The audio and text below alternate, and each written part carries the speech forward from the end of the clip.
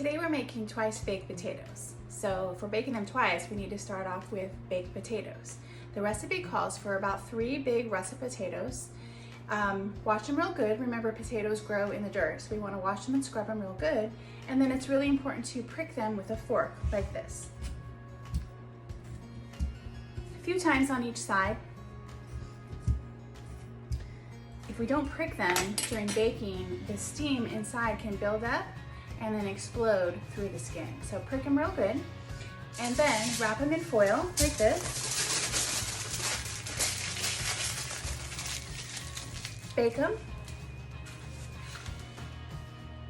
at 400 degrees for about an hour, 40 to 60 minutes, and then we can proceed with the recipe. It's okay if you want to use potatoes that you have baked the night before. That's a great idea.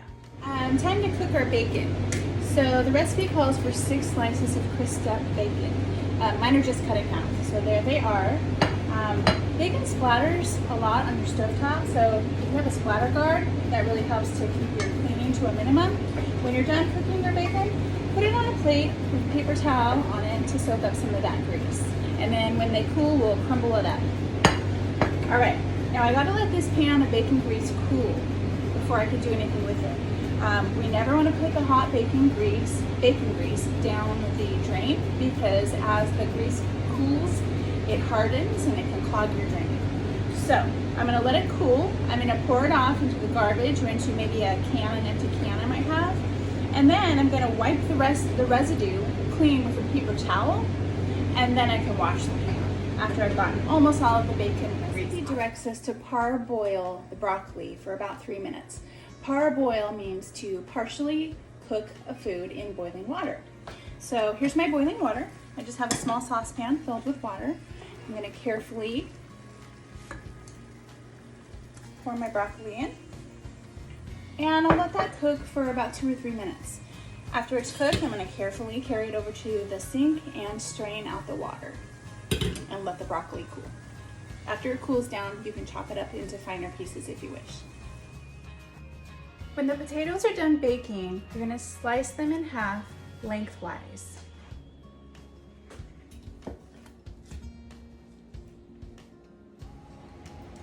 All right, now that our potatoes are cut in half, we need to scoop the inside out. So using a spoon or a melon baller, just scoop out the inside of the potatoes into a bowl. We're going to use this for a filling later. So keep doing this for all of your potatoes. Just be real careful. You want to leave a little bit around the edge so you can fill it up. So this one is done. You can see what it looks like. So I'll keep doing that with all my potatoes. Now we have everything ready to assemble the boats. We have the potatoes that are have the inside scooped out into a bowl. We have our parboiled broccoli. I have 2 tablespoons of butter, half a cup of cheese. This is 2 tablespoons of half and half, and my crumbled bacon, and then salt and pepper, and a potato masher. So the next step will be to put the butter and half into the bowl and mash it together. And then we'll add the rest of the ingredients in, and we can fill up the boats, which I'll show you in a few minutes. All right, now it's time to stuff the potatoes. So I have my mixture here, and I have my shell of a potato.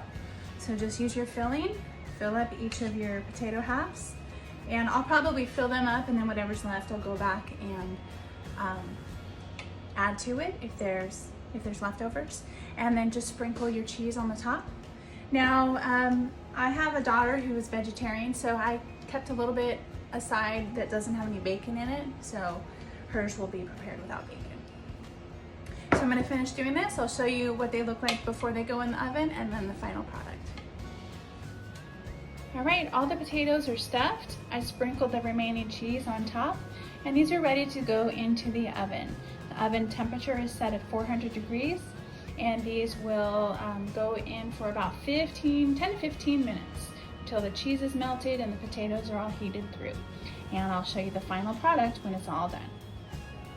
Okay, here's the final product.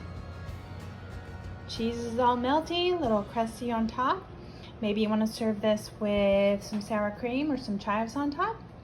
It's going to be good. Enjoy.